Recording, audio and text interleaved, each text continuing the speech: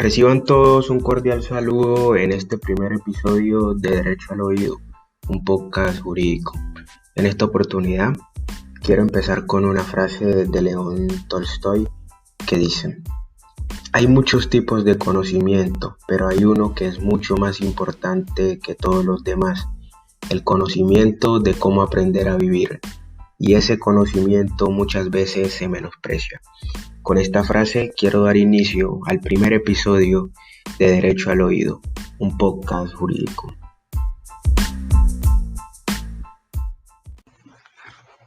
Y en esta primera oportunidad vamos a hablar del tema del daño como fuente esencial de la responsabilidad del Estado en Colombia. Y quiero empezar diciéndoles que el daño es el fundamento esencial de la responsabilidad civil extracontractual del Estado. Para que ese daño exista, se exige que sea antijurídico, es decir, un daño no contemplado por la ley como una carga pública que todo particular deba soportar. De ahí que no todo daño es indemnizable, por lo que la condición primigenia para ello es que el daño sea antijurídico. La sección tercera del Consejo de Estado ha señalado que el daño antijurídico es aquel que la persona no está llamada a soportar, puesto que no tiene fundamento en una norma jurídica, o lo que es lo mismo, aquel que se irroga a pesar de que no existe una ley que justifique o imponga la obligación de soportarlo. El daño antijurídico es el primer elemento de la responsabilidad del Estado, dado que su existencia constituye un requisito indispensable para que surja la obligación de reparar. Así, le corresponde al juez constatar ante todo que hay un daño, valorar si es o no antijurídico y, una vez estructurado, analizar la posibilidad de imputación o no a la entidad demandada.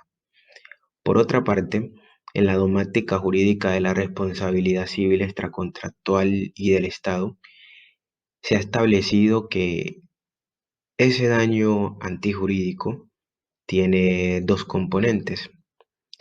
El primero de esos componentes es el alcance del daño como entidad jurídica, es decir, la lesión a una persona en su integridad, su patrimonio y sus derechos o sus bienes. Y el segundo componente de ese daño antijurídico es el daño como derivado de la actividad u omisión de la administración pública, que no sea soportable ni legal ni constitucionalmente. La jurisprudencia también ha advertido cuáles son las características que debe reunir un daño antijurídico para ser indemnizable. Y estas son entonces: primero, que sea cierto; segundo, ese daño debe ser presente o futuro; ese daño debe ser determinado o determinable; debe ser anormal; y por último, ese daño tiene que tratarse de una situación jurídicamente protegida. Entonces, como ya lo hemos venido recalcando, el daño se considera el eje fundamental de toda estructura de la responsabilidad del Estado. En Colombia se ha establecido una clasificación en materia del daño, y se ha establecido que ese daño en Colombia se encuentra dividido en dos categorías: uno, el daño material, y otro, el daño inmaterial. La jurisprudencia clasificó los perjuicios inmateriales en tres: primero, en perjuicio moral; segundo, en daños a bienes constitucionales y convencionales; y tercero, el daño a la salud. Empezaré esta clasificación de el daño inmaterial hablando del daño moral, el cual está definido como el dolor, la aflicción y en general los sentimientos de desesperación, congoja, desasosiego, temor, zozobra, entre otros, que invaden a la víctima directa o indirecta de un daño antijurídico individual o colectivo. Respecto a la valoración de ese daño moral y la tasación de ese perjuicio, la jurisprudencia ha establecido un test de proporcionalidad. Y ese test de proporcionalidad tiene como fundamento nada más y nada menos que al principio de proporcionalidad. Y dicho principio comprende tres subprincipios que son el principio de idoneidad, de necesidad y de proporcionalidad. En este sentido, la idoneidad debe decirse que la indemnización del perjuicio debe estar orientada a contribuir a la obtención de una indemnización que se corresponda con criterios como identidad del dolor, alcance y dosificación de la incapacidad. Por su parte, la necesidad es que la indemnización del perjuicio debe ser lo más benigna posible. Y por último, cuando hablamos de la proporcionalidad, nos referimos a que se compensen razonable y ponderantemente los sufrimientos y sacrificios que implica para la víctima la ocurrencia del daño y su desdoblamiento. En Colombia, la jurisprudencia estableció unos niveles de tasación de los perjuicios morales, teniendo en cuenta la relación afectiva y el grado de consanguinidad y las relaciones afectivas familiares o no de terceros damnificados para la reparación pues de ese daño moral. Y en el caso de la muerte se establecieron 5 niveles de cercanía afectiva entre la víctima directa y aquellos que acuden a la justicia en calidad de perjudicados o víctimas indirectas. Así, en el primer nivel está comprendido por las relaciones propias del primer grado de consanguinidad, como lo son los cónyuges o compañeros permanentes, y a este nivel le corresponde un tope indemnizatorio de 100 salarios mínimos legales mensuales vigentes. En el segundo nivel está la relación, perdón, afectiva propia del segundo grado de consanguinidad o civil, y estos son los abuelos, los hermanos y los nietos. Y a estos les corresponde una indemnización equivalente al 50% del tope indemnizatorio. En el tercer nivel nos encontramos las relaciones afectivas propias del tercer grado de consanguinidad o civil, y a este nivel le corresponde una indemnización equivalente al 35% del tope indemnizatorio. En el cuarto nivel se ubica la relación afectiva propia del cuarto grado de consanguinidad o civil, y a este nivel le corresponde una indemnización equivalente al 25% del tope indemnizatorio. Por su parte, el quinto nivel corresponde a las relaciones afectivas no familiares, y esto quiere decir a los terceros damnificados, y a este nivel le corresponde una indemnización equivalente al 15% del tope indemnizatorio. Por otra parte, cuando se trata de graves violaciones a los derechos humanos, y entre otros, podrá otorgarse una indemnización mayor a la señalada en otros eventos que ha establecido la ley, por ejemplo, como en el caso de la privación injusta de la libertad o en el caso de lesiones personales. En cuanto a la legitimación en la causa para acceder al reconocimiento del perjuicio moral, también puede presentarse una coexistencia de legitimados en un mismo nivel de afecto y cercanía con la víctima directa, como podría pasar en el caso de la concurrencia de un padre biológico y un padre de crianza. Con esto damos por terminado el tema de el daño o perjuicio moral y nos remitimos ahora a hablar del daño inmaterial por afectación relevante a bienes o derechos convencional y constitucionalmente amparados. Esta es una categoría de daños inmateriales nueva que se ha venido tratando desde el 2011 en Colombia y se ha establecido como cualquier otro bien, derecho o interés legítimo constitucional jurídicamente tutelado que no esté comprendido dentro del concepto de daño corporal o afectación a la integridad psicofísica y que merezca una valoración e indemnización a través de las tipologías tradicionales como el daño a la vida en relación o alteración grave de las condiciones de existencia mediante el reconocimiento individual o autónomo del daño.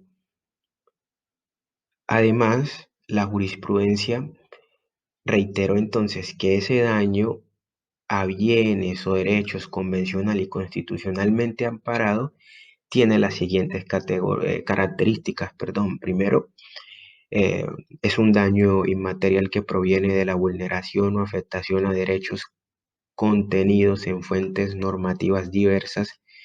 Segundo, se trata de vulneraciones o afectaciones relevantes, las cuales producen un efecto dañoso, negativo y antijurídico a bienes o derechos constitucionales y convencionales. Tercero, ese daño a bienes o derechos convencional y constitucionalmente amparado es un daño autónomo. Y cuarto, la vulneración o afectación relevante puede ser temporal o definitiva. Hay que tener en cuenta que el reconocimiento de perjuicios por la afectación o vulneración relevante de bienes o derechos convencional y constitucionalmente protegidos procede también de oficio o a solicitud de parte, siempre y cuando se encuentre acreditado dentro del proceso su concreción y se precise su reparación integral. Ahora vamos a hablar del daño a la salud, el cual entonces desde tiempo atrás fue comprendido o asimilado como el daño a la vida en relación, el que en un comienzo se llamó daño fisiológico y está referido a la disminución funcional u orgánica que podría sufrir una persona con ocasión de una lesión física, disminuyendo así sus posibilidades de realizar las actividades normales en el mundo físico que acostumbrara a hacer con anterioridad a la causación del daño. A partir de 1993, es importante tener en cuenta esto, la jurisprudencia consideró que este daño a la salud es distinto al daño moral, porque el daño a la salud se extiende a otras circunstancias que alteran las condiciones normales de vida de la víctima y de sus allegados, y dejó entonces de considerarse como un perjuicio fruto de una mera lesión física.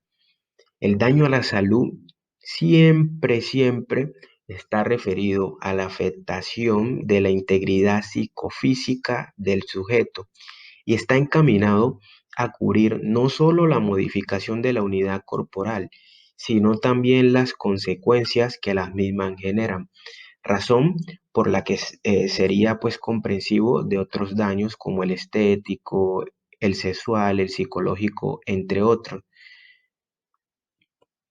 Por otra parte, entonces, en cuanto a la reparación de ese daño a la salud, se ha fijado como regla general en materia indemnizatoria un tope entre 10 y 100 salarios mínimos. Sin embargo, en casos de extrema gravedad y excepcionales, se podrá aumentar hasta 400 salarios mínimos ese tope indemnizatorio, siempre que esto esté debidamente motivado. Para determinar la gravedad de la lesión en materia del daño a la salud, el juez deberá valorar los aspectos fundamentales biológicos y psíquicos de la víctima y las consecuencias de la enfermedad. Esa indemnización en materia del daño a la salud depende de lo probado en el proceso y se reconoce exclusivamente a la víctima directa, de acuerdo pues, como ya lo mencionamos, con la gravedad y naturaleza de la lesión padecida, utilizando determinados parámetros que les voy a explicar a continuación. Primero, cuando la lesión sea igual o superior al 50%, la indemnización será de 100 salarios mínimos legales mensuales vigentes. Cuando la lesión sea igual o superior al 40% o inferior al 50%, la indemnización será de 80 salarios mínimos legales mensuales vigentes. Cuando la lesión sea igual o superior al 30% e inferior al 40%, la indemnización será de 60 salarios mínimos legales mensuales vigentes.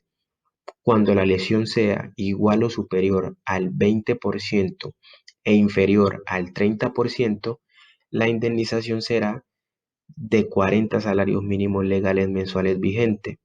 En el caso de que la lesión sea igual o superior al 10% e inferior al 20%, la indemnización será de 20 salarios mínimos legales mensuales vigentes. Cuando la lesión sea igual o superior, no, perdón, igual o superior al 1% e inferior al 10%, la indemnización será de 10 salarios mínimos legales mensuales vigentes. Los parámetros de tasación de este perjuicio o de este daño a la salud son excluyentes y no son acumulativos, por lo que, como ya lo mencionamos, esa indemnización no podrá superar el límite de 400 salarios mínimos legales mensuales vigentes. Cuando se trate de lesiones de carácter temporal, la jurisprudencia señala que para tasar su indemnización debe establecerse un parangón con el monto máximo que se otorgaría en caso de lesiones similares a aquellas objeto de reparación, pero de carácter permanente. Y a partir de allí se determinaría entonces si la indemnización o se determinaría la indemnización en función del periodo durante el cual, según lo probado, se manifiestan las lesiones a indemnizar. En los casos de secuestro, hay que tener en cuenta esto, tanto el plagiado, es decir, la persona secuestrada, como sus familiares se consideran víctimas a sí mismos.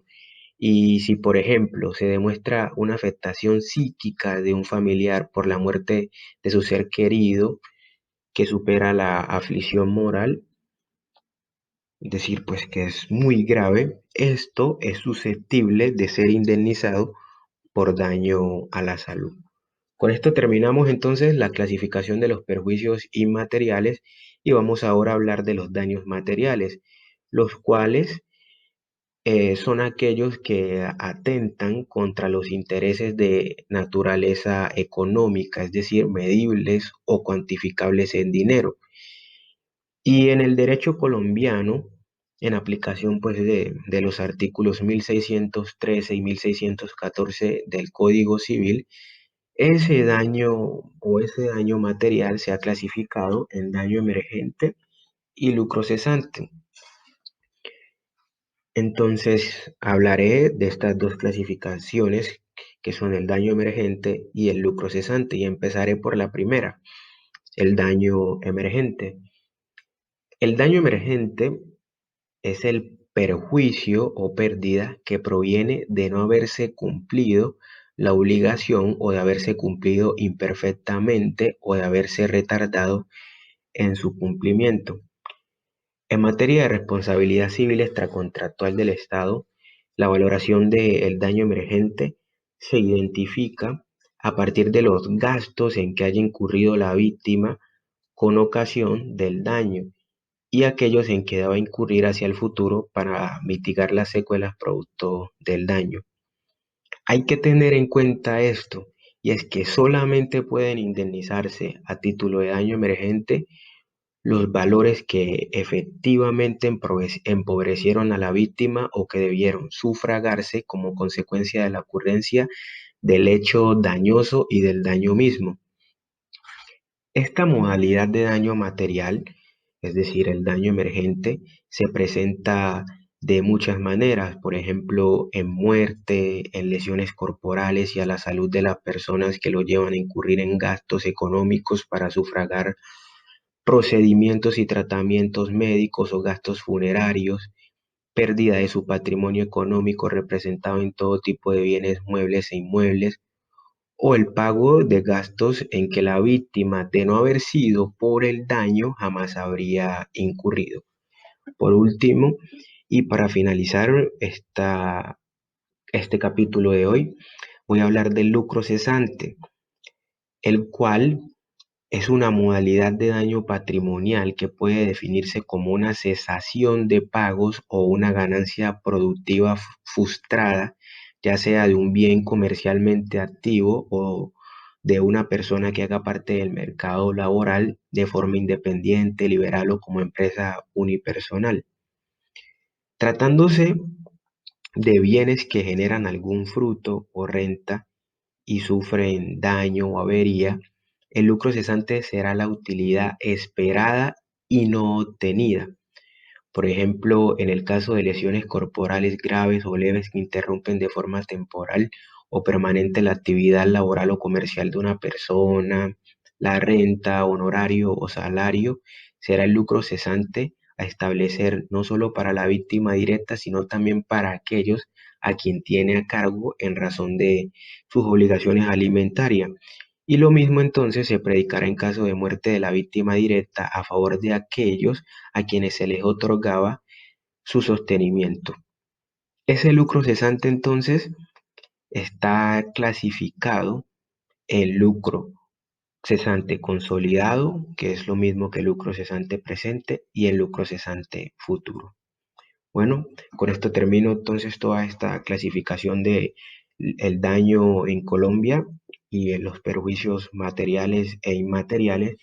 Y quiero terminar entonces diciéndoles y recordándoles que si no hay daño, no hay responsabilidad por parte del Estado, pues ante su ausencia resulta inoficiosa cualquier acción indemnizatoria.